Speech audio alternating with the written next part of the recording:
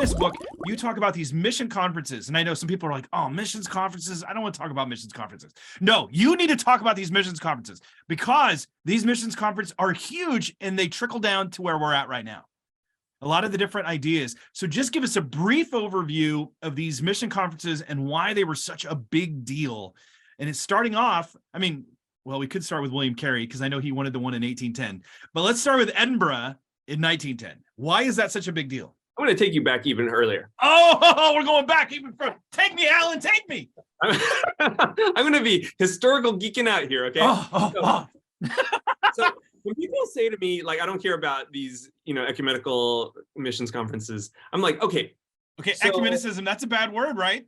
I know, right? It is for a lot of people. They hear the ecumenical and, oh, that's bad. But it's not. Tell them what ecumenical means. It means all the churches together. Okay. And I'm like, look, John 17, Jesus' high priestly prayer, I pray that all of them may be one. Just as you are in me and I am in you, may they all be brought to complete unity so that the world may know that you have sent me and have loved them even as you have loved me. What kind of unity should Christians have? The same kind of unity that the Father and the Son have. And yet we're like fighting each other, right? We're not living out Jesus's high priestly prayer in John 17. It's crazy. And then people think it's a bad word. And I'm like, dude, it's a witness, right? Yeah. When the church is unified, Jesus says, then the world will know that Jesus is Lord. But when we're divided, people look at us and go, whatever, right? Like they're so united. I don't want to be part of that.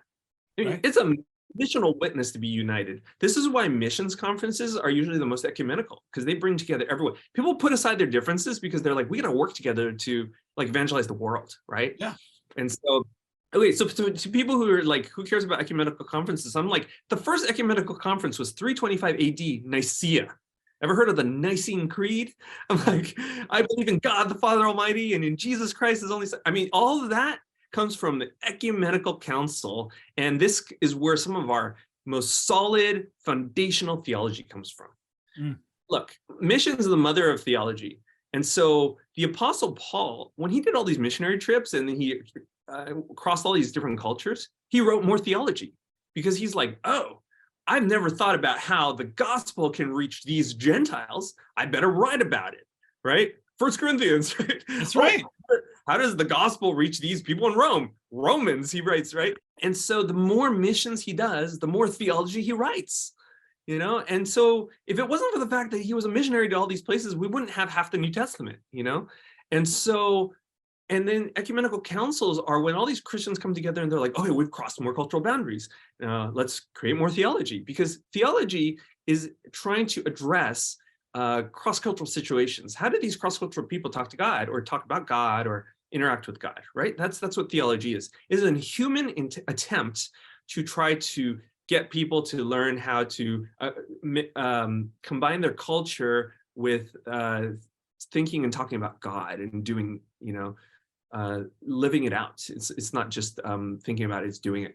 And so when you have these ecumenical councils like Nicaea and Constantinople and Chalcedon, like the Chalcedonian Confession is one of the most important confessions that we have, and that came, and so we have these modern day ones too, because as you have this constant changing of circumstances in the world, with politics, with history, with cultures, with technology, with the Enlightenment, with all these different things. We need to continue coming up with new theology to address these things. And this is why we need constant these conferences. And whenever these conferences come together, what do? They produce new creeds, new documents, and these are sort of a record for the future of the church that we can stand on. We don't look back at 325 AD and say, forget Nicaea, it doesn't matter. So long ago, what does that have to do with me? Bunch of those Christians got together and didn't consult with me, and I wasn't there. And no, that's ridiculous, right? I mean, we all say that's important. That's important. Yeah. And so things like Lausanne and Edinburgh. So Edinburgh 1910, Mark Knoll wrote in his book Turning Points, about like 20 most important moments in Christian history. And the last one of his 20 points was the Edinburgh 1910 World Missionary Conference. And because this is the birthplace of the modern ecumenical movement. And out of this came the International Missionary Council and the World Council of Churches and the Lausanne movement and all these other, it just grew arms and legs. And a lot of our missionary endeavors today can be attributed going back to Edinburgh 1910.